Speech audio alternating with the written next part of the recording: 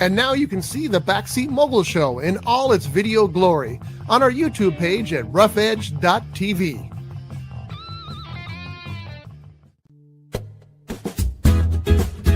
It's tiki time at Harbor Cove Cafe. Dive into the tropical paradise at the end of Spinnaker Drive in Ventura with vibrant drinks, delicious bites, award-winning fish and chips, and more. Now featuring extended hours and happy hour. Fridays from 2 p.m. to 8 p.m., Saturday and Sunday from 2 p.m. to 4 p.m. Harbor Cove Cafe, the hidden treasure at the end of Spinnaker Drive. Visit harborcovecafe.net for more information. Showbiz is a cruel and shallow money trench, a long plastic hallway where thieves and pimps run free and good men die like dogs for no good reason. There's also a bad side.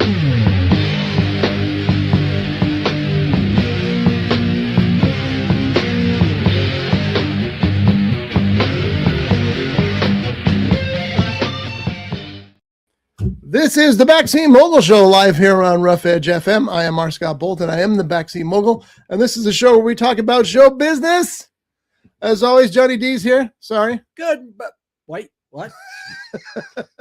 And next to Johnny D, we got Jeff Genet. Good morning, Jeff. Good morning.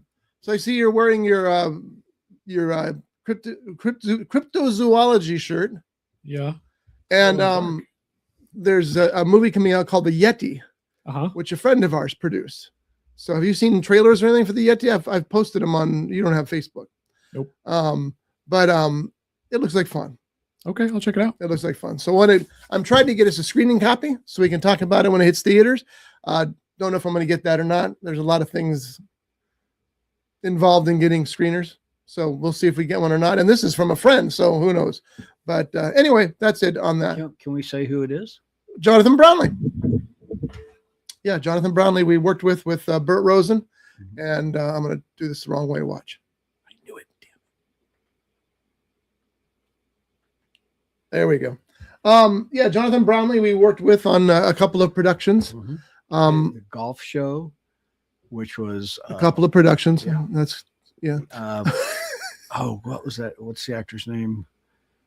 Kevin Sorbo. Kevin Sorbo was the host of it, and the back when he was sane, by the way. The taking the houses and remodeling. I can't remember. A couple of productions. Yeah, we worked on a couple of productions. I can't remember what that show and was. We also did some live work. As a matter of fact, the thing that was really cool is that they did a fundraiser for Brandeis University, and Bert produced it along with Jonathan. And because the vast majority of the cast of Star Trek: The Next Generation were Brandeis graduates, and so they were all there. So we were hanging. Your brother and I, James and I, were hanging out backstage with Gates McFadden all night long. It wasn't like a meet and greet. It's like we were with Gates all night long. It was so cool. But yeah, I miss those days when we were doing that kind of stuff. But life marches on, and now we got the Backseat Mogul Show and stuff. When I finally find, and I will find it, the way back button, I'll share it with you. Just nod your head yes. No. You don't want to go back? No, I've been there. Yeah, but think of all the fun that you get to have again. Yeah, but think of all the bad times you get to have again. Oh, my liver would work. Yeah. So you could do things a little differently. Yeah, that's true. Oh, and speaking of that, once you do get the good news, oh God, please let him have good news. I got a surprise for you. I figured this. Next time I go to the doctor, I'm either going to get good news or bad news.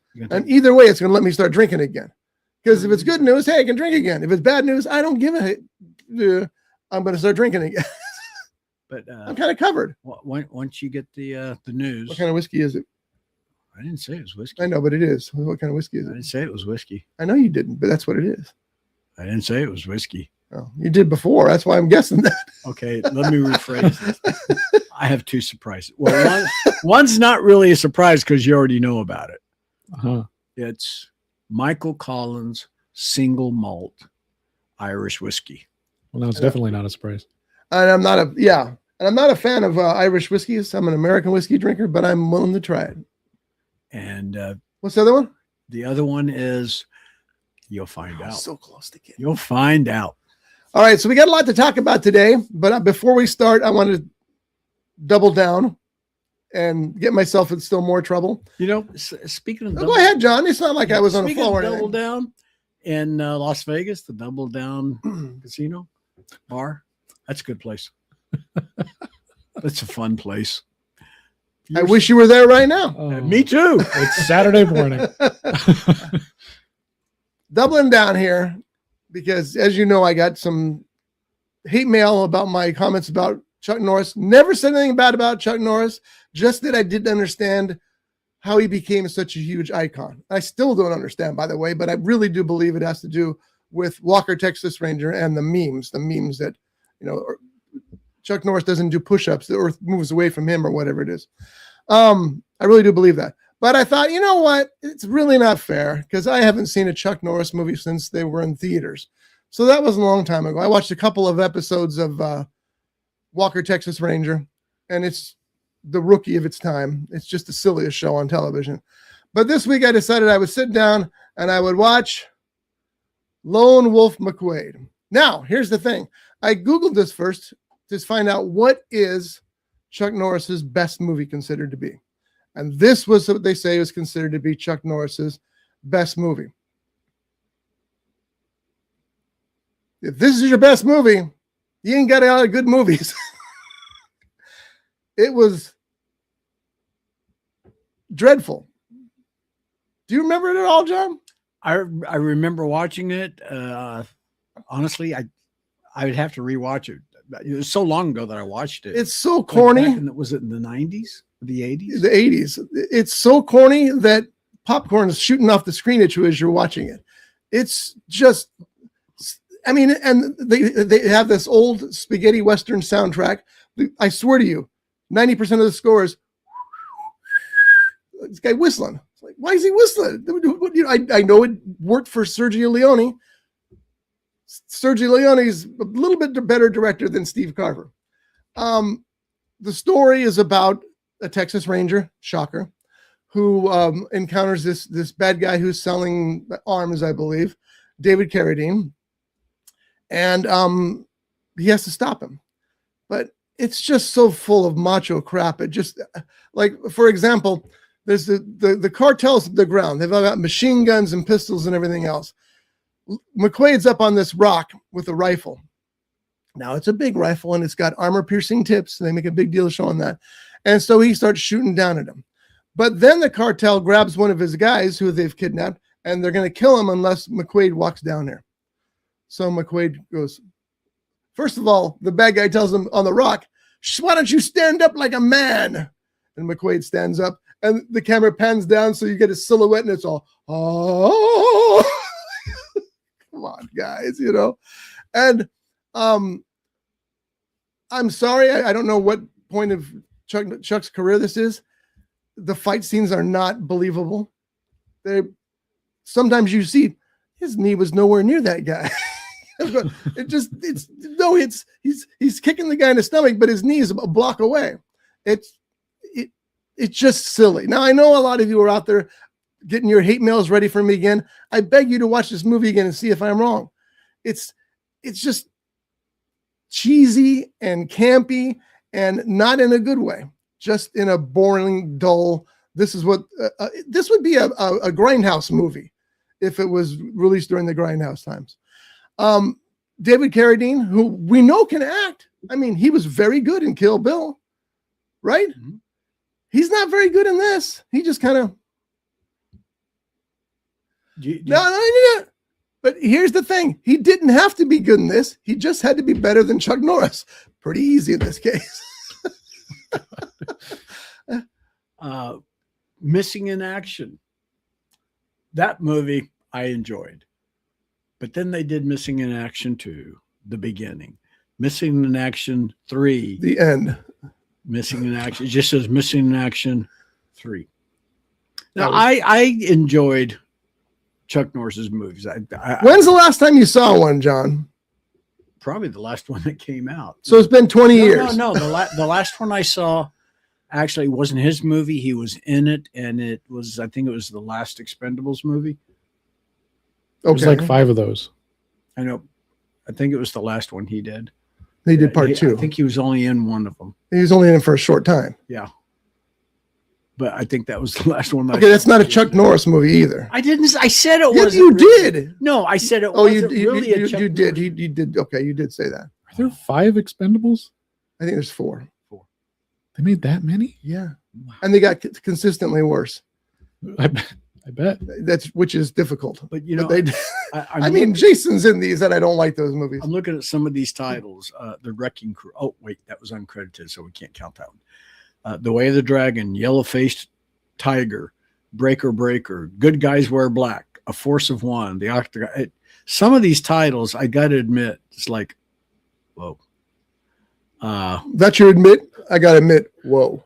What do you mean by that? Expand on that, please. Well, I mean, you look at some of these titles, and it just. I was a big fan of Chuck Norris. I really was. I enjoyed his movies, as campy as a lot of them were, if not most of them. They're so campy. Oh my Lord! I also enjoyed Walker, Texas Ranger. Walker, the rookie of its day. Ranger. I did. I liked the characters that were in it. I liked the actors who played the characters. Okay, but you've got to admit it was the silliest show on TV then. It was ridiculous. Well, that's why my dad loved it. My dad loved it because it was so ridiculous. That's just like, well, Hogan's Heroes was so ridiculous. No. Hogan's, John, here's the difference. Hogan's Heroes is supposed to be ridiculous. Yeah, well, that's true. Walker, Texas Ranger is supposed to be serious. Like the rookie's supposed to be serious. Again, but I'm not dissing on Chuck Norris. Chuck Norris had a place in American entertainment. You got to give him that, right? I just don't understand the full-blown, how he became the superstar, the icon that he did, because I just watched Lone Wolf McQuade. It's not great by any stretch. You're trying to find something, aren't you? It's not there, John. No, I was looking for something else.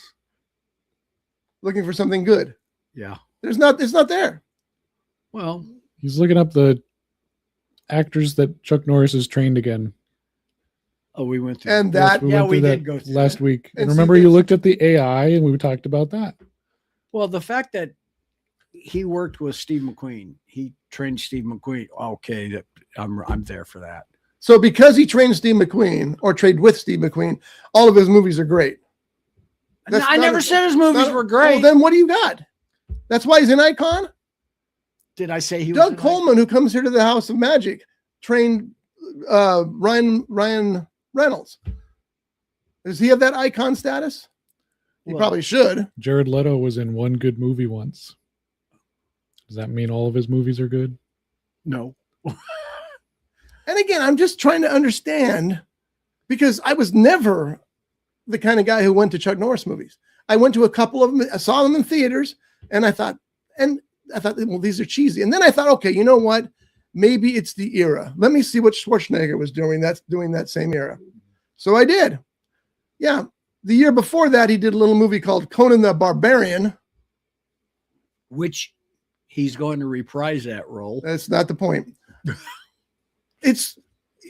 So Conan's doing, Schwarzenegger's doing Conan, and Norris is doing Lone Wolf McQuade. And just in case, the year after, he did a little movie called Terminator. So I just don't get it. Do you remember where you saw the first time you saw Conan the Barbarian? Yes, I do. Okay, where? I didn't say it was share it with you. It was the Hollywood, the Chinese theater. Oh, wow, really? Yeah. I saw it at the Fox Ventura. It did play there, yes. Yeah. Which is now a jewelry store and a bakery and a beauty place. Have you seen Conan the Barbarian? Nope. You need to see that. You'll like that. And then watch Red Sonja, which Red Sonja wasn't all that great, but Schwarzenegger does reprise that character in that movie. What about Conan the Destroyer? You're not counting that one either? Well, I wasn't done. Did I say I was done? He was also in Conan the Destroyer. Conan the Barbarian is my son's favorite movie, bar none. when he was at work, and I'm not making this up, virtually for the entire 8 hours he was at work, he would listen to the Conan soundtrack over and over, which, by the way, is a great score. It's a great score. But that's my point, is that Chuck's making Lone Wolf McQuade, Arnold's making On Opposite Ends, Conan the Barbarian, and the Terminator. Schwarzenegger kind of wins. Of course, he's an icon too, so maybe I'm proving my own point. Anyway, I thought, I'm going to give it some more effort. I'll sit down and watch this movie. And it was exactly as I remembered it was. It's a solid D movie. You do know you're going to get more emails about it. You know what? We had really good ratings for that episode when everybody thought I was dissing Chuck Norris. So maybe we'll get good ratings again now. So It's the internet. Yeah. It's the internet. And I did not send any of those. No, you did not, as far as I know. I mean, you look at that. That's a great poster. It's great images of both those guys. By the way, that red bandana that Chuck wears around his head, he wears that through most of the entire movie. Even when everything else is in camouflage, let's make sure your head's highlighted so they can aim here. Well, how many times have you watched a show? Don't make excuses, John. Just admit it sucks. No. How many times have you watched either an episode of a TV show or a movie where the main actor, the hero, he's wearing a hat. He gets in these fight scenes. He falls in the water, whatever. He's still wearing the hat. Indiana Jones. There you go. Well, no. Well, yes, but he also grabs it. And speaking of that, when I Here we fell go, in the Jeff. pool last week Told you. before, whenever it was, as I had my hat and my glasses and all that. You kept your hat on? When they dragged me out, I still had my hat on. See, it's real. I still had the glasses on. I still had the mask on, which they didn't take my mask off. It was almost like I was waterboarding myself. My understanding is that Harrison Ford insisted that the character always have his hat on. He felt that Indiana Jones would be one of those people who always wore that hat. And so they had it just stuck on. But of course, first fight scene, it flies off. So then they glued it to his head. Next fight scene, it got knocked off. So Harrison Ford actually stapled it to his head. He was that into it. Yeah. His hat was a character in the It movies. was, absolutely. Just like his whip. His hat and his whip were characters in the Indiana Jones movies. Yeah. I love the Indiana Jones movies. I miss them already. Anyway, that's my take on Lone Wolf McQuade. I thought I'd give it a shot. Maybe I was wrong. Maybe it was better than I remember. It wasn't. Well, watch a couple other movies. I watched what's considered his best film, John. It's just going to go downhill from there. You might find something like, oh, this is much better. Not a whole lot, but much better. Why are you threatening me? You Because- watch another Chuck Norris movie. Okay. You better watch another Chuck Norris movie or I'll something. See, already that's 10 times the emotion that Chuck Norris shows in that movie. I'm sorry. I did try. Okay. I just don't. I'm just trying to understand how Chuck Norris became Chuck Norris. It's just amazing to me. Watch Sidekicks. He's not. No. Let's go say he's. I don't think he's considered. Well, I don't consider him being the main character in this movie, Sidekicks, but he's training a young kid how to do martial arts. And the movie is called Sidekicks. I know a movie like that. It's called Karate Kid. Which was first? That's a good question. I do not know. Oh, sorry. It slipped out. What slipped out? The Karate Kid came first. I don't know about you, Jeff, but I'm shocked. Well, Yeah. When did Sidekicks come out? 1992, 9 years later, 8 years later. So that gave him plenty of time to get the script right. And by right, I mean no more cease and desist letters. I'm just joking. Just joking. Yeah, do it anyway. Send him letters. He likes to read them. They're not to me. They're to the people for copying the movie. Oh, okay. Yeah, do that. Don't do that. All right. So we all saw They Will Kill You. And I'm hoping that Jeff felt like John and I did, because I will tell you, when that movie was over, John and I were still laughing. We were exhilarated, and it was just a lot of fun. And I'm hoping you felt the same way. You guys go first. Okay. Go first. Well, I liked it because it's I described it like this. It's John Wick meets Sam Raimi meets Quentin Tarantino. And the reasons are Sam Raimi, because it's sticky like Ash vs. the Evil Dead. There's so much blood and guts in this thing. It's ridiculous, which is always a lot of fun. That was the John Wick part. That was the Sam Raimi part. I got out of order. John Wick is because Zazie Beetz, who is the star of this movie, she's just a butt kicker. She's terrific in this. And the fight scenes are the Quentin Tarantino part, because the fight scenes are bloody and stupid. They're not so much Tarantino as they are. I mean, not that Tarantino's fight scenes aren't bloody and stupid, but it's the way they use music. They use rap songs instead of and other types of music for the soundtrack rather than a soundtrack score.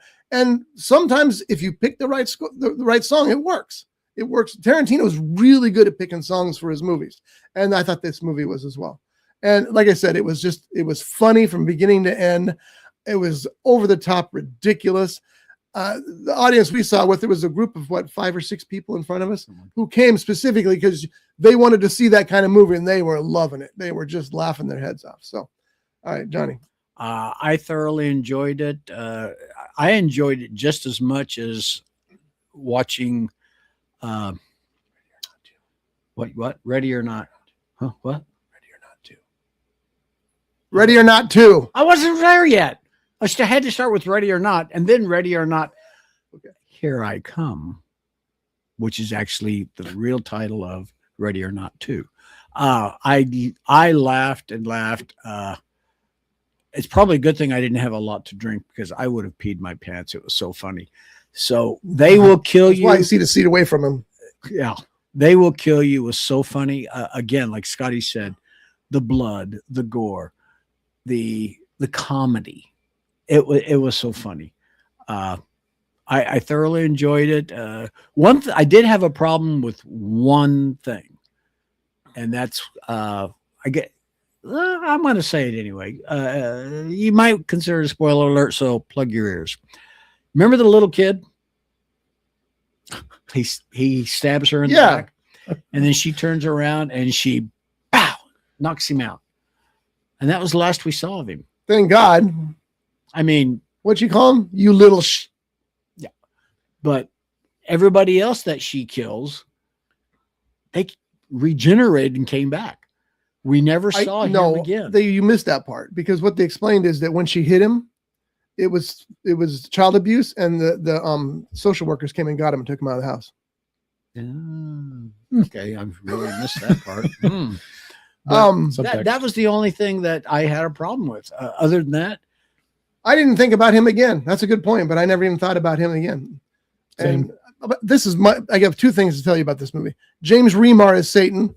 Done. I love James Remar. And this scene, I think, sold, even though the movie is not doing well, I believe this scene sold a bunch of tickets.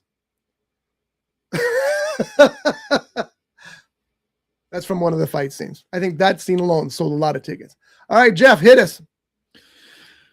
Ooh, that movie sucked. I'm just joking.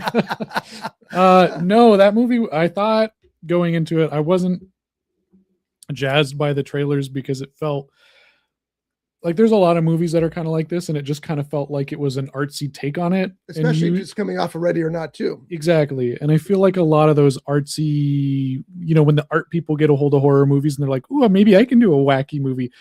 It's not good. And so I was going to skip it. You guys said, that I needed to watch it. So yesterday when I got off of work, at like 6:30, and I was like, oh, I can go see an early show instead of a late show. Let me see. They had 3 showings yesterday. One at 10 o'clock, one at 11 o'clock, and then one at 11:50 p.m. last night. Oh, wow. And so I was like, well, I guess I'm going at 11:50. So, I didn't get home till 2:30 last night. But sorry in advance, children, cover your ears. That was a kick-ass movie. I loved that movie. It was so cool. I agree with the Quentin Tarantino thing because like the editing, the cinematography, just the quick like whip cuts of everything, the fighting style, like it was almost like watching an hour and a half long version of the crazy 88 fight scene. There was so much blood spraying everywhere and like all the hip hop music. I think like the soundtrack for this film was very well picked out. It just felt so cool. And it was goofy and it was like, it was so fun to watch. I really enjoyed it. Do you guys remember the first episode of the series Daredevil? That fight scene in the hallway? Yeah. Yeah. Watching the fight scenes, especially when they're crawling through the tunnels. That's what it reminded me of. The fight scenes is one of the best parts about Daredevil because whoever does those does an intense job on them. Well, in that first episode, my understanding is that was one take. It was. Mm-hmm. I didn't realize it was the first episode though. Wow, that's wow. I was watching They Will Kill You. Those fight scenes where she's fighting all these people in the hallway and all that reminded me of that because I don't know how many takes they did for that, but that's what it reminded me of. I like I said, I really enjoyed that movie. It was just so much fun. You were just electrified all the way through. Even the really over the top parts, like the eyeball chasing her. It's like, what are they going to do here? And it's like, oh, okay, it's kind of funny. That was funny. Tom Spence, who I do KVTA radio with, he doesn't like gore. And he goes, so is this one gore? I said, oh, this one's really gore. I said, in fact, there's one scene where an eyeball is chasing somebody down the hallway. Crawl space. He's all, oh, not for him, you know. But I bet he would have enjoyed it. He would have laughed because as long as the movies are funny, but he can't do the gore. So he's not going to do the gore. Well, I'm really glad you liked it because I just had a ball. I thought it was, I think that the release timing was bad because if it had been the other way around, I think that this would have done better and Ready or Not 2 would have done worse. Yeah. I think it was just so close of like it looked like the same movie almost. Yeah, exactly. And that's what John said. He said, it looks like the same one we just saw last week, but then you go and it's not, it's different, you know? And I another great line from that movie. Oh, pig on a stick. You got to see it. And you don't have much chance now because it's trickling out of theaters fast. Like I said, 3 screenings yesterday. Yeah. And spread out like that. Yeah. And I don't think it's going to make its money back, but it only cost $20 million to make. So it was a pretty cheap movie, but opening weekend was only $5 million. So it'll be on streaming soon, if not already. Yeah. And I think it's, a lot of those kind of movies, they hit theaters and people either think they've already seen them or something else. And then they hit it really hard on streaming. Nobody 2, that's happening too right now. The original Nobody was kind of a minor hit. Nobody 2, not. People didn't go to the theaters and see it, but it's huge on streaming, which means there's still hopes that there might be a Nobody 3 because we're at the point now where a streaming hit can lead to a sequel. Yeah. Do you think They Will Kill You because it's like with devil worshippers should have been released closer to Halloween? It should have been released away from Ready or Not 2 is what it should have been. Because like you said, and like you said, people think, oh, I just saw that movie. You didn't, but you can see the similarities. I think also because it released the same week as the Super Mario movie, that when I was looking at showtimes, I had to keep scrolling because every 10 minutes there was a Super Mario screening. I can't think of any movie that I've seen like that, but I noticed that too. And I think that's kind of what hurt it also. It's like, well, we got to find slots for Mario because this one's not going to do good. So it's you got 2 points against it for, showtimes and stuff like that. Yeah. But I do agree. I think if they play it right with the streaming, that it could probably come back. And it might. I mean, and then, the next one will be a streaming movie. And, maybe this movie should have been a streaming movie from the beginning because even, I say go to the theater for every movie. That's just my mantra. But it's very niche-y. It's not the kind of movie that everybody goes and sees because it is a horror film. It is a violent, not a revenge film, but a violent film. It's got the Satan worship in it. It's got the profanity in it. So it's horror fans, I think, are going to eat this up, but I'm not sure everybody else will. I mean, but then again, there's a lot of horror fans these days because that's what's, for the most part, making money. There's been a couple of horror movie duds recently, which is a little scary. It was nice to have the horror movies to count on to fill theaters. I was trying to see what Super Mario Brothers did for the weekend. I know they're just predictions right now, but you'll see why they put it on. I swear there was like 30 screenings a day, the way they had it spaced out. Yeah, I was looking last night. I was like, I wonder how far apart these screenings are. And it was 15 minutes, 15 minutes, and then it was 10 minutes, 10 minutes, 10 minutes, 10 minutes. It was ridiculous. It's crazy. 370 million global opening weekend. That's huge for that. And how much did that movie? I mean, do we know a budget for that? A bunch. It shouldn't be that much. I mean, it's going to be expensive. Don't get me wrong, but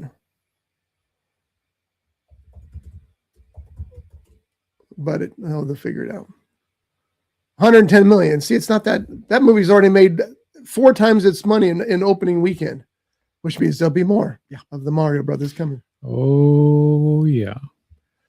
Anyway, speaking of that, let's talk about that. Jeff went to see that movie. I did.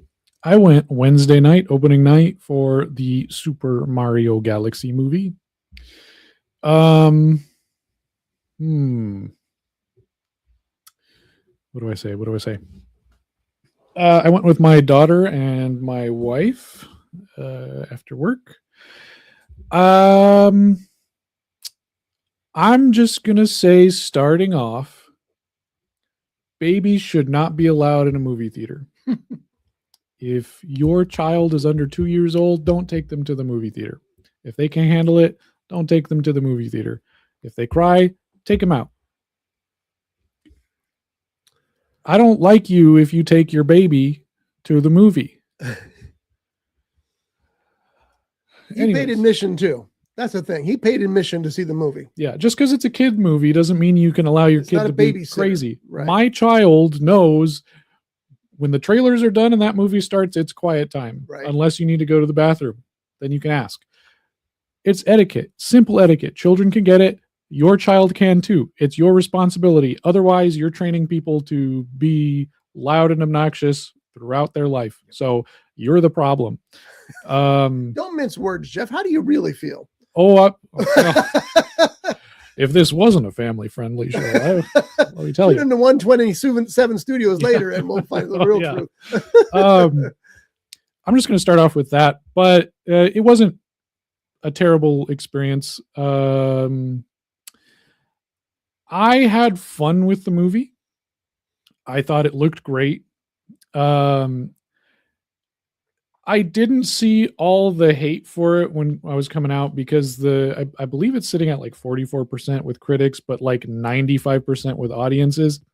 And there's things where like, yeah, you don't trust the audience scores because people like get crazy with it. This isn't one of those movies though. And then critics are like over criticizing the film. Yes.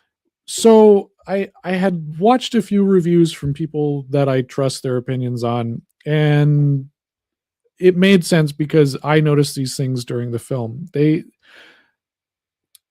It looks great. Like I said, it's fun. It hits all the moments where it's like, I played Mario games when I was a kid. I still play Mario games with my child right now. And they have these references and musical cues and stuff like that. It's like, oh, that music's from Super Mario Sunshine. Like, oh, that's so great. Or, it's not a spoiler now because Nintendo spoiled it, but Star Fox is in it. They played the music from that. I was like, oh, Star Fox. Oh, I remember that too from Star Fox 64. Like, that's so cool. Da-da-da-da. It got me, but at the same time, they had set up a lot of themes or like God, I had the word for it. We're like, okay, so in the movie, the character Bowser, the villain from the last one, is like having second thoughts about being a bad guy. He's like, maybe Mario is like my friend. He's trying to help me out kind of thing. Da, da, da, da.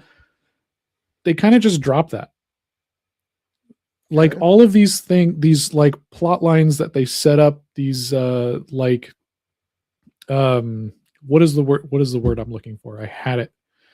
Anyways, all of these things that they set up for characters, these plot lines, these storylines, they kind of just drop at the end. Like, oh hey, like this conflict with this character, we're gonna build this up and then we never come back to it. We're gonna build this conflict up with this character and then we never come back to that. Which the first movie didn't have that. The first movie was just, we're just gonna introduce you to the world, we're just gonna put everything here, the main plot, beat the bad guy. Are they Okay. setting up sequels with those loose threads? They are. I don't think they're setting up sequels with those loose threads because it was very like contained to this film, Uh-huh. but they never followed through with anything. I mean, sometimes you do that as a red herring. You know, I mean, The Sopranos was great at that. They would compare The Sopranos to Mario Brothers, because they would introduce something into the story that you thought for sure they were going to go back to, and then they didn't, and then you realize, well, it was just to give the story flavor, and they did that. But it doesn't sound like that's the case here. I could see them doing that with like 2 of those, but they had like 5 or 6 different things that they had set up and that they were building towards during the movie that in the last act they just dropped and they're like, well, we need to fight the big bad guy. So I think that was one of the major problems.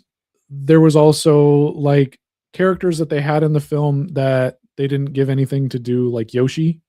Yoshi was just there. There was nothing for Yoshi to do. I love Yoshi. I think what he had was funny, but if you take Yoshi out of the movie, you wouldn't know that Yoshi was in the movie. Yeah. And it's the same with Rosalina. Rosalina, the Super Mario Galaxy movie, there's a game called Super Mario Galaxy, and the main princess in that film is Rosalina. And Rosalina is in this film, that chick right there in the blue dress. That one right there. And she's in it for like 2 minutes, probably. But she's like one of the main characters in this video game. That side character, Star Fox, who's not even in Mario, is in this movie longer than she is. Did they try to cram too many in here? I think they tried to cram too much. They had a in Batman moment. They had too many villains. I think so. And it was definitely like, oh, you know, Mario fans, like, look at this, like shiny stuff, you know. Was it a fun movie? Yes. Are you going to get like a great story narrative from it? I don't think so, but you'll have fun. It's not such a brain dead kids movie like a lot of kids movies are these days. Yeah, they don't care. Whatever it is, we'll put it in the theater. They'll go see it. Yeah. But I think the main issue with why it doesn't have story narrative to it is because it's Illumination. And Illumination has this track record of just, here it is, you know, like, ooh, banana, you know, like squirrel. Exactly. I don't like Illumination as a studio. I've never liked any of their films. I enjoyed the first Super Mario movie, but like, I feel like they tried a little harder with that one. Whereas this one, it's like, oh, if we just put Mario on it, it's going to make its money back, which it has. It definitely has. Yeah. So it kind of makes me a little worried for the future of these films because it is Illumination and I'm starting to see the Illumination cracks in the film. But, you know, like I said, if you're just looking for Nintendo references and a fun movie just that you can kind of turn off or turn your brain off and watch, like, I think it's fine. I don't think it's as bad as all the critics are saying, but it's not as good as all the fans are saying. Yeah. It's not a 90%. It's not a 40%. I would say it's like a, I don't know, 58, 63% in that range right there. Yeah. Okay. Now this is an adult's opinion. What about your child? How old is she? She is going to be 5 in August. What do you think her opinion of this was? I asked her this morning and she said that she liked it. But see, she's the one that matters too, because the future movies, that's the audience for the future movies. Yeah. But she also plays all the video games. I've made sure that she has a nice array of, you know, good games to play and stuff like that, and she enjoyed it. I don't know if she enjoyed it as much as the first one, But I was like, well, was there something that you didn't like about the movie? And she's like, yeah. And I'm like, well, what was that? She's like, well, and then that was that. Oh, okay. I couldn't get anything else out of her. So I don't Something know. that she didn't like, though. Interesting. Yeah. But I'll say she liked it more than Moana too. That's good. That's a plus. Yeah. But look how much that made. Still, Yeah. it was like what, 400 million on that thing or more. That being said, I mean, like there were some parts that I really enjoyed in that film. So I don't know. I think it was fun. I would say don't listen to critics. Make your own opinion, because everybody's gonna over criticize or under criticize things. But that's just my opinion. I thought it was fun. Should you go see it? Yeah, sure. Why not? Should you wait for streaming? Maybe. But I thought it was, like I think the animation looked really cool. So this movie is geared more towards children who don't really get in depth as to what you just talked about. Yes. Because the kids are going to enjoy it. I mean, for them, it's like a Saturday morning cartoons that we used to watch when we were little kids. Yeah, I think it's geared towards like little kids and then like the 40-year-old Super Smash Bros. Players. Because that's what the audience was, is like you had like 25% little kids and then the rest of the theater was filled with like these, Smash Bros. Players. I don't know if you know Smash Bros. Players, you know what I'm talking about. You have they have the Cheeto dust fingers and the haze around them. You can send your hate mail to wherever. FHstudios@gmail.com. There you go. But I'm going to tell you you're wrong. And that was the big thing. We thought like, oh, kids are going to be the problem in this. But then we were walking around the annex. We were getting food before, and there were all these like 30, 40, 50-year-old guys like dressed as Mario characters walking around. I'm like, oh, I didn't even think about these people. Yeah, even if they play the games, you wouldn't think they're necessarily interested in the movies. Well, that's the thing. I think that was part of the marketing with releasing Star Fox early, is to show like, hey, we got other people. Yeah. And then everyone's like, Smash Bros? I gotta go see it. And that kind of boosted its thing. Like, I don't know why you would have spoiled that, but I think that was the draw. Like, we got to get these guys in there. Yeah. And it was almost like watching a Marvel movie, because every time they referenced something else, it was just like, oh, wow, it's that thing. It was a little much, but luckily our screening wasn't terrible. I've been in worse screenings. So. Yeah. The thing about the audience rating on Rotten Tomatoes is I used to trust it. But then the hardcore fans got involved, the hate fans, and they started, just because they don't like a character or an actor in the movie, they would start reviewing the movie, giving it a bad review, or the people who really like the actor give it a good review. They're not trustworthy anymore. That's why I tend to ignore them. Those are usually for the more controversial movies than just something like this. So you got to take that into consideration too. 90% on the audience rating of this is probably pretty good. Most of the audience is going out feeling good about it, and it's probably an honest rating. But that's the reason I don't talk about the people anymore, because I mean, how many times have we seen a movie that somebody doesn't like? I'm trying to think of an example, like an anime movie. Anime is especially susceptible to this because, as Devin says in the anime show, the fans are crazy, and they will go in and attack a movie that's opening opposite the movie they want to see just to give it bad reviews. It's like, that's not how that's supposed to work. Mm-hmm. So that's why I've stopped paying attention to it. It's too easily manipulated, and that's unfortunate because it was really a good tool, but no, it's not. So, what'd you see? Is that it? Are you talking about watching Ted? Yeah. I don't know what that mumble out of my jaws was right now, but he watched Ted is what I tried to say. Yeah, I finished Firefly, so I was kind of looking for my next show to watch. I've been seeing lots of clips on the Ted show, so I wanted to sit down and watch it. I didn't have Peacock, but I figured, whatever, I'll rent it for a month. Some good stuff on Peacock. I asked Em, said, would you be interested in watching the show? She said, yeah, we'll give it a shot. And then I saw there was a bundle with Peacock and Apple TV for like $18 a month. And I thought, well, I want to watch the studio. Yeah. And there's a couple other things on Apple Apple TV TV's that got I some great want to programming. watch. You're So gonna be binge watching them. I'm going to be binge watching a lot of stuff. So yeah, we did that. I thought that was a great deal because a lot of the other streaming services is $18, $19 a month. Netflix is what, like $24 a month or something with no ads, something stupid like that. Just what up? So I figured, hey, whatever, I'll just do that for a couple months and I'll cancel it when I'm done with all the shows. It'll be great. So we watched the first Ted movie. I don't think I've ever seen it because I didn't remember many parts of it. I remember seeing like the beginning, but I didn't remember the rest of the movie. I got confused with the second film. But my wife and I enjoyed it. It was fun.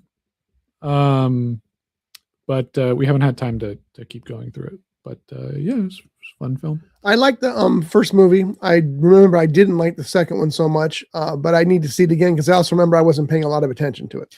Now that might be the movie's fault or it might be something else's fault, but that's what my memory is. The second one has probably one of my favorite jokes.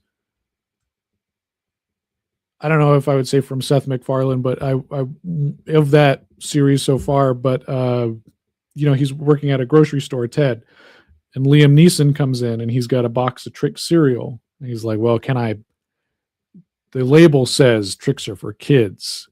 Can I buy this?" He's like, yeah, I think you can buy it. He's like, "Nobody's gonna do anything." "I don't think so." "So you're gonna keep this a secret?" Yeah. He goes away. That's it. But if you stay till the end of the credits, a beaten up Liam Neeson hobbles back in the store and puts the broken Trix box back in there, and then that's it. That's my favorite gag because it's just in the beginning of the movie. There's that, and then you wouldn't get anything else from it unless you stayed till the very, very that's end. A payoff. It's like, yeah, Trix are good. That's awesome. So that's what I really did not like about They Will Kill You is the fact I was hoping there was going to be a scene during the credits or at the end of the credits. I enjoy watching those. No, I do too. But here's the thing: if everybody does it, then they're not special anymore. That's true. And I kind of like to look. I always Google right as soon as I should do it before the movie starts. As soon as the movie's over, is there an end credit scene? And it's just they're fun, and I think Marvel made them popular. yeah. Well, And I just. If everybody did it, it wouldn't be worth sticking around for. I think who really first started doing that, it wasn't so much it was a regular scene. It was in the Burt Reynolds movies. They were during the credits, they were showing outtakes. I remember. Well, yeah, that was a big thing. It was especially comedy movies. And Yeah. stuff. And I really enjoyed those. But I look forward to seeing, especially like in the Marvel movies, Mhm. as you said. And other people have done it, and Sinners did it. Yeah. And I enjoy watching those I do credit scenes. I do too. I think one of my favorites was Police Story because you see all the behind the scenes of like Jackie Chan setting up those stunts. That was I couldn't crazy. believe that was worth watching the whole movie for, just for that sequence. I watched that movie so many times, and I had all my friends watch it. Like, you gotta watch this. You gotta check this out. This thing's awesome. One of my favorite movies, Police Story with Jackie Chan. First movie that Jackie Chan directed. You go check it out right now. It is incredible. Agreed. But I kind of miss stuff like that shows the behind the scenes junk during credits. But also, like, I think there are certain movies that don't need it. Like, I was kind of, I walked out of They Will Kill You before the credits ended because again it was like 2 a.m. and I was like, oh, I gotta get home. But I'm kind of okay that they didn't have something because I kind of am okay with it just being a standalone film. I think that there are some films that are good enough on its own that we don't need to keep dragging it out. And I think that was definitely one of those films. So as much as I'd love to see more of that, Yeah. I think that story's done. It's You okay. don't want to see them screw it up either. Exactly, yeah. And the legacy of the first one. Yeah. I'm with you. It's like sometimes just get it over with. We're done, and if there's going to be a sequel, like I'm sure the next James Bond movie will have an end credit scene, then go ahead and do it. I get that. So, and James Bond have had end credit scenes of its sort since the beginning, Mhm. because it always says at the end, James Bond will return in the next movie. So kind of that. Johnny, what'd you see? Besides They Will Kill You, not really a whole lot because I've been working later, trying to work. Are you getting any calls now? Are you actually making deliveries, or is it still bad? It's still bad. Yesterday, I actually had 3 for a Friday, and this is going into the evening. I don't know what the problem is. I seriously don't. I've asked, am I being blocked? And they said no. Because if I was being blocked, I'd be kicked off. So I don't know what it is. They send you to a hot spot, what they call a hot spot. And I could be parked right in front of the door. And I'll be there for 10 minutes and I'll count 2, 3, maybe 4 DoorDash drivers come in after I've been there waiting. And the only reason I know they're DoorDash, I ask them. So I don't know what it is. I seriously don't. Shelley's theory is that, and I don't know if this is true or not, just her theory, that food and stuff is so expensive now that people don't want to pay the fees to have it delivered. That's become a luxury that a lot of people can't afford or don't want to pay. And I know Josh, my son, he's that way. They used to have food delivered to them every day, but now, nope, they just don't do it anymore. So, well, something else, they need to increase delivery fees simply because of the cost of fuel. yeah. I mean, when you're driving from point A to point B, hoping to get a request, it's gotten to the point now where if I'm in the red zone, I'm not driving to the next one because I'm not going to waste my fuel. Yeah, that was happening when I was driving for Lyft in San Diego. Is, they had those hot spots and stuff too that you drive to. And usually I would pick up one person in Mira Mesa where I lived, and they would 90% of the time be going downtown. Downtown's a hot spot in San Diego. And I would just drive around there. But I wasn't making enough money per day to justify the amount of money I was spending on fuel and stuff. So like it was a nice extra, but like at the end of the day, like with the wear and tear on my car and this and that and this, I was like, am I making like 15 extra bucks kind of thing? So. Well, when I first started doing Lyft, I was leasing a car basically through Lyft's program they had with Hertz. Oh, okay. And the reason why I bought my first new car, well, actually it was my second new car, was because I started adding up. That lease was costing me approximately $200 a week, which they were taking out of what I earned, which is fine because I was making enough money to do that. And then I added it up. 200 times 4 weeks, that's $800 a month. I could have a really nice new car. Yeah. So that's why I went out and I bought a brand new 2018 Hyundai Sonata, and that's what I was doing Lyft. And I got to tell you, I made an S-load of money when I was doing Lyft. And the only reason I stopped doing it wasn't because of the accident I had with the 18-wheeler. It was because when the pandemic hit, I wasn't going to have a bunch of people in my car and I'm not protected. If I'd had an enclosed driver's area, like in the Death proof, that would be cool. But I decided, I wasn't going to do it. And that's when I started doing the food delivery. And, well, see, here's the problem though. If they raise the delivery fees, fewer people are going to do it. Yeah. So they're at a tough crossroad right now. I think that Shelley's partially right, at least, that everything's so expensive now. Nobody wants to pay extra for delivery.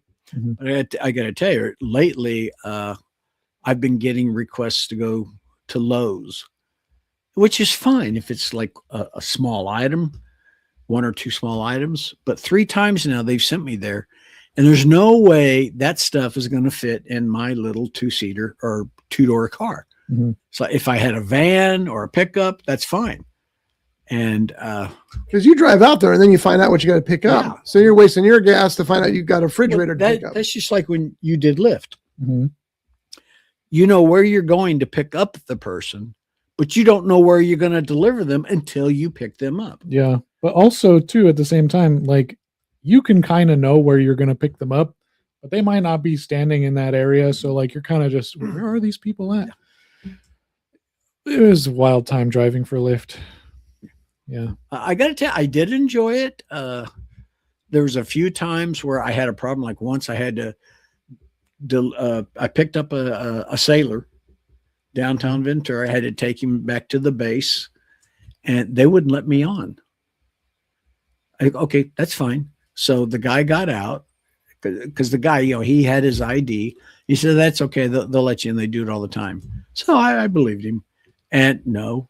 And I had a run-in with one of the guards. He actually gave me a ticket. What? That I don't remember, actually. Are they allowed to do that? Yeah. The security guards. They're once he's at the gate, he's probably on their land, and they can probably do whatever they want. The guards that they have at the gates, they're DOD, Department of Defense. They're not Shore Patrol, Navy police. Okay. So the guy gives me a ticket, which I had to go to Santa Barbara court because it's like a federal thing. And you committed a federal offense. That's awesome. Apparently so, yeah. And because I was going to fight this thing, and I was there. He was there. The judge looked at it, listened to him, listened to me. She goes, "Yeah, not guilty." But that's a great story. Well, what? Honestly, I don't remember what the offense was. It was that long ago. I can imagine you getting snippy with him. You have a habit of getting snippy with the wrong people. I do not have a Sam, the right people. The wrong people would be guys with guns in a kiosk. Those are the guys you do. Well, that just shows you how much stupid I am. Wait. Yeah. All right. Yeah. Good one. All right. So there'll be no show next week because I will be off to Hawaii. So I'll be gone for the next 2 weeks. So no show for 2 weeks, as a matter of fact, but then we'll be back. Which is just as well because it seems like kind of a stale period for movies. I'm looking at upcoming releases and there's not a whole lot except the Yeti that I want to see. This week we've got Beast. Anybody? Never heard of it. Russell Crowe's in it, so something. You, Me, and Tuscany, which is a rom-com. Hunting Matthew Nichols. Hamlet, not the one that Steven Spielberg produced, but Hamlet. Newborn, Booth Bangla, which is a horror film. Looks like it's from India. And Bunny Lover, which probably shouldn't be on this list. It sounds nasty. And none of those things. The only thing that I think I might be interested in is a Beast. You don't even know what it's about. Well, a Beast. It's about action, drama, and sports. So it's a boxer. It's got Russell Crowe in it, so I'm going to watch it. That's not a bad reason. And then the weekend after, okay, I'd like to see The Mummy, even though we all know how nervous we are about it. And there's Normal. I didn't realize Normal was in the schedule. That's the new Bob Odenkirk action movie. So that would be good. Mother Mary with Anne Hathaway. I'll watch anything Anne Hathaway's in. Bus Boys with David Spade. I won't watch anything David Spade is in. Just kidding. Four Kids Walk Into a Bank, Eagles, The Republic, Lorne, and American Solitaire. So there's a couple there that I'm interested in. But they'll still be here when I get back, so that's good news. A movie that I'm really looking forward to. I don't know what the release date is, but I don't know if it's going to be on one of the streaming services or if it's his regular theatrical. And that's the Eisenhower story with Brandon Fraser. He's playing Dwight Eisenhower. That would be interesting. Yeah. And then the week that I do get back, we've got I Swear. Don't know. Michael, jump in if you guys hear things. Over Your Dead Body. Okay, that one looks kind of interesting. It's a Jason Segel horror movie. Oh, it says action comedy thriller. I thought it was horror. No Ordinary Heist. Desert Warrior. Ben Kingsley. So my first thought was Desert Warrior was a Mad Max ripoff.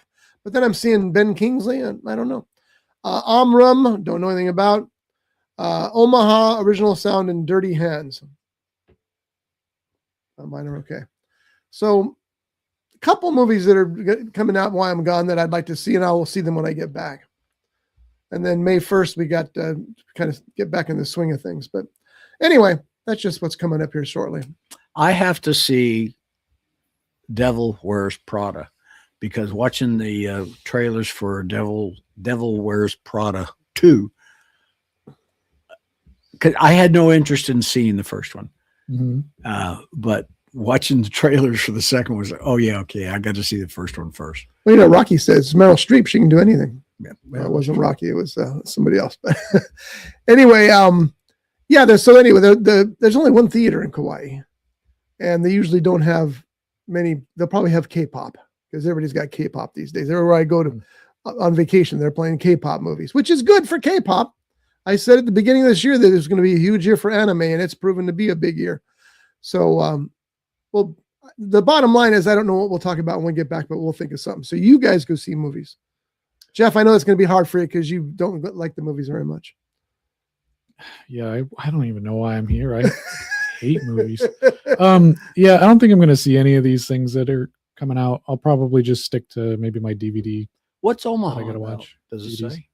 Omaha is about, where's that? Omaha. Right there. The founder of the state company talks about his success in the commercial meat business. No, it's not. Okay. That sounds good though. Omaha Steaks, right? Watch it actually be what it's about. A young girl discovers the truth about her family's seemingly spontaneous road trip in this poignant drama starring John Magaro. The road trip involves going to California where they start up their own steak company. Oh, wow. What was it? No, when I first saw Omaha, I'm thinking Omaha Beach, World War II. I was thinking Omaha Mutual of Omaha Wild Kingdom. Yeah. Oh, maybe it could be. We bought a zoo, but the artsy version of it. Now, here's the bad news for everybody. I am going to plug in some old podcasts, so you won't be, if you choose to watch or listen, you can listen to some old podcasts that we did. The reason that it's bad news is because a lot of times we say things back then that we wish we hadn't said today. And so they might show up there. And then also we're going to have some news about 127 podcast. Is that what we're going to call it? Is the 127 podcast? Yeah. Joining the Rough Edge FM lineup. So we'll talk about that too. But I got to work things out with Jeff first. So we're going to do that. Do you have a time for when you're going to be submitting to your proofreaders of what you're working on now? I wanted before I leave. So I got like 5 days, but I'm real close to my first draft. God, some of it's so bad. That's Some of it's, I'm reading this going, oh, did Chuck Norris write this? Send your emails to what's that email address? roughedgestudios@gmail.com. there you go. So it's a book. What's the title of the book? Of course, it's a book. What else do I write? Well, Scripture? Kind of. It's a second shot. Second shot. It's a Brace Heller novel. And the prior books are available on Amazon.com. So We'll close out with this, and we'll see you in a couple of weeks, folks. I was gonna say play it. Hi, I'm R. Scott Bolton. I write books. You should read them. rscottbolton.com.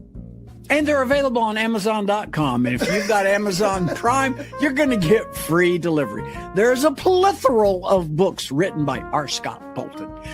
My favorite is Dead Dick, about a 1940s private detective, hence the term Dick, who has died, hence the word dead. The latest that's available is Bowling Bag in the Back Seat. Get these books, all 40,000 of them. Okay, there's not 40,000. Maybe 39,999. No, not that many. No. There's 8. There's 8. And they run the gambit from science fiction to fantasy to everyday cops and robbers to private detective. Not just the 1940s private detective, but present day. And also, one of the books, which again I really like, Dead Dick, has nuns with machine guns riding the Harley. Get these books. You'll enjoy them. Amazon.com, R. Scott Bolton Books. Get them. rscottbolton.com.